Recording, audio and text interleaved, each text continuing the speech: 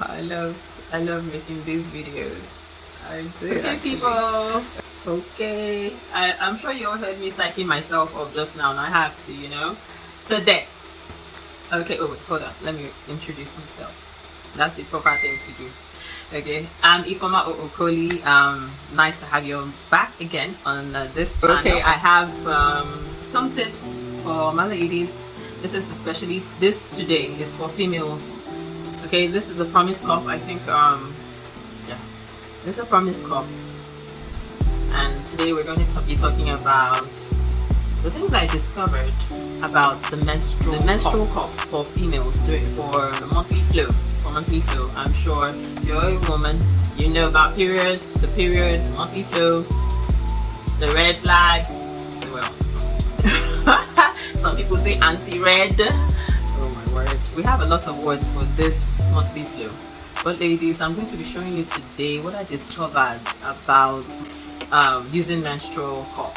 Okay, so we're going to break it down today, and this is just one of the many different types of menstrual cups out there. Please, this is just an example. I'm going to be giving an example, okay, with this. And so basically, a menstrual cup, you can use it during your period instead of using like the regular pads or the thing that thing that goes in. But that one, a lot of people don't like it anymore. Tampons, yeah.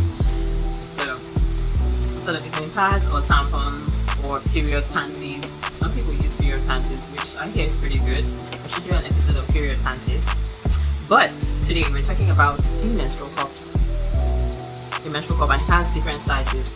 There's a bigger size. This is a bigger size for women who have had children and tend to bleed more during the menstrual flow or menstrual cycle. And this, I can see, the much I can see is up to like 15 mils. This is the bigger size. 15 mils or 12 ounces. It holds up to 15 mils or 12 ounces, and this is how it looks. Okay, and then you have the smaller size, which I don't have the smaller size today, but the smaller size is, of course, smaller. it's smaller and holds a smaller size of flow. Really good. I said I researched it, right? So it's really good. It sticks. The ones made with silicone, and there are ones that are BPA free. Okay, it has to be BPA free so that it doesn't cause you itching and just nastiness down there from using the menstrual cup. Because a lot of people do react with some that have BPA in it. So this is made of silicone. It attaches very well to the walls of your the JJ or vagina down there, because that's where the blood flow comes from. Yes, so it attaches really well to your your female part, and then it sticks, and then the flow enters into the cup, and then after a while it's full, and then you can take it all the way out, pull it out. So this part has to come out, has to stay out of that area, and then so when it's full, when it's done, you can take it out.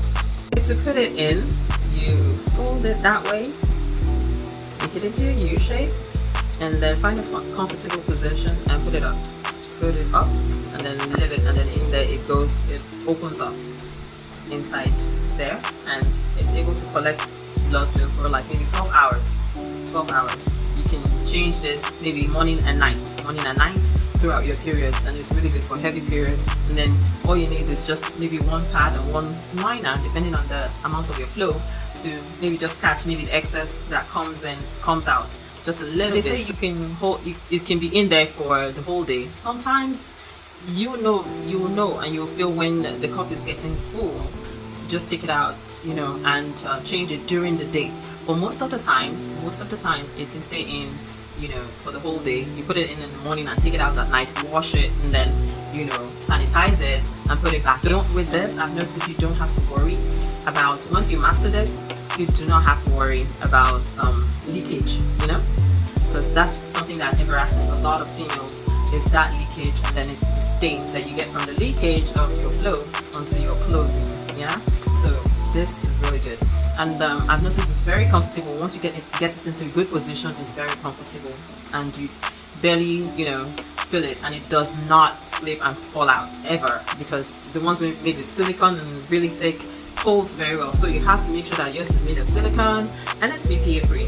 Okay, so that's that. Now, some things I noticed about how to use it so that you don't get infections, you don't get itching, you don't, yes, basically introduce itching and infections to yourself. Number one, when you go to put it in, wash your hands with soap and with water for at least 30 seconds. Okay, and then wash the menstrual cup itself, sanitize it, use soap and water, wash it really good, wash it, remove like all this antibacterial soap to remove every thing, and then you can even use hot water or warm water, just wash really good. I would even advise putting just a little bit of maybe in disinfectant, just a little, some tiny drops of disinfectant in the water you're using to wash it, or this is all bleach, which is going way overboard, but just wash it real good, the cup itself, and wash your hands with soap and water really good before you try to insert it. And then if you have gloves, which I highly recommend gloves, please, I highly recommend the use of gloves. Get gloves and use the gloves that are already clean, because when you bring the gloves out of a pack of the gloves, it's already sterile. That means it's clean, there's nothing on it. So use the gloves, grab your cup, and insert, and then you have to use one hand and open up down there, and then use the other hand to insert. So one hand opens up your vulva, and then the other hand inserts into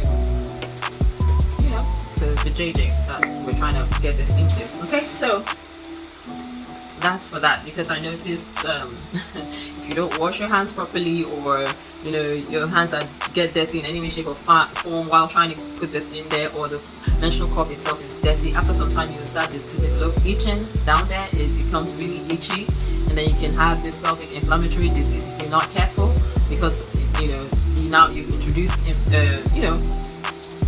bad organisms into your female part, which can go in there and cause pelvic inflammatory disease if it's not controlled. Or you can even have now urinary tract infections or UTIs from not sterilely putting in your menstrual cup in a good way. Another thing to watch, or another thing to do, definitely, of course, please, is to wash. Once you take out, it's the end of the day. Okay, and then this part is outside. Please do not allow this part to go all the way in. Do not allow this part to go all the way into your vajayjay. It's going to be so hard to pull it out or to get it out. That's when you now start trying to put your finger in there, okay, and then you're scratching your vajayjay, introducing all manner of germs in there. No, so leave this part out, and when you want to take this out in the evening, whatever time you want to change it, the same practice. Wash your hands the same way you wash your hands to put it in the cup in. Wash your hands. And even to be extra careful, use gloves, and then go in there, pull this part down, all the way down and out carefully. And I would advise maybe you do that with a pad under your hands or inside the bathtub, so if anything is spilling, it can spill in the bathtub. And then you wash the blood out, because it's going to be full or something. If it's in the evening, it could be full, depending on your flow. It could be full or it could be halfway. So just pull it out, and then wash with hot water, some antibacterial soap, and rinse it real good, because you don't want that antibacterial soap or bleach or whatever it is that disinfectant that you put in water.